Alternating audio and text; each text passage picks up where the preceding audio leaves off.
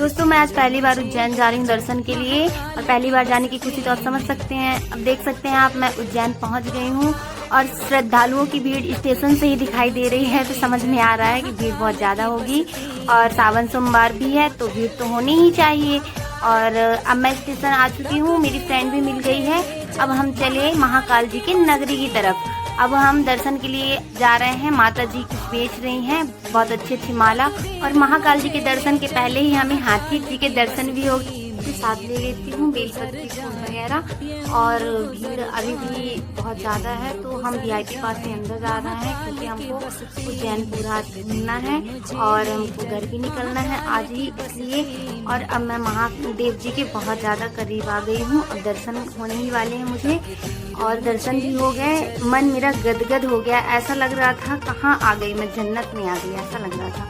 अब महाकाल लोक की तरफ हम बढ़ते हैं। श्रद्धालुओं की भीड़ तो आप देख ही रहे हैं, और हमारे भोले बाबा जी के कई रूपों में दर्शन हुए। देख दोस्तों, मैं तिलक लगवा लेती हूँ महाकाल जी के नाम का, और तिलक लगवाने के बाद तो सभी के चेहरे की सुंदरता ही बढ़ जाती है। श्रद्धालुओं की भीड़ देख के ही समझ में आ रहा है कि भोले बाबा आज बहुत ज़्यादा प्रसन्न होने वाले हैं। और अब आगे चलते हैं। अब आगे मैं मंगलनाथ जी के दर्शन करने। आइए वीडियो के माध्यम से आपको मंगलनाथ जी के दर्शन कराती हूँ मैं। तो मंगलनाथ जी के दर्शन भी हो गए, और भीड़ सभी मंदिरों में बहुत थी। अब आगे चलिए आपको दिखाती हूँ। यहाँ नंदी बाबा जी से मांगने, जो भी मन्नत मांगते हैं वो पूरी होती है कहा जाता है, तो मैंने भी मन्नत मांगा है। अब दर्शन करते हुए हम आगे की ओर चलते हैं।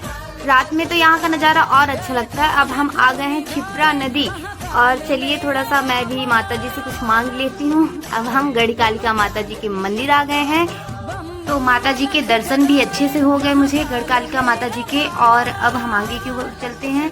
अब हम काल भैरव मंदिर आ गए हैं, काल भैरव जी का प्रसाद ले चुके हैं हम लोग।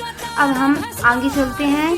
चलिए आप लोग भी, शाम का नज़ारा है, देखिए कितना खूबसूरत दिख रहा है। माफ़ी चाहती हूँ दोस्तों, अंदर फोटो खींचने को नहीं मिलेगा। रंगे बिरंगे रेशम बांधने से सभी की मनोकामना पूरी होती है, तो मैंने भी प्रार्थना की है। अब हम कृष्ण जी के विद्यालय में आ गए हैं। यहाँ कृष्ण जी और सुदामा जी अपनी शिक्षा ग्रहण किए थे। महादेव जी के दर्शन भी हो गए, और मैं बहुत टाइम से सोच रही थी उज्जैन जाने के लिए, लेकिन फाइनली भगवान का बुलावा है और मैं पहुँच ही गई।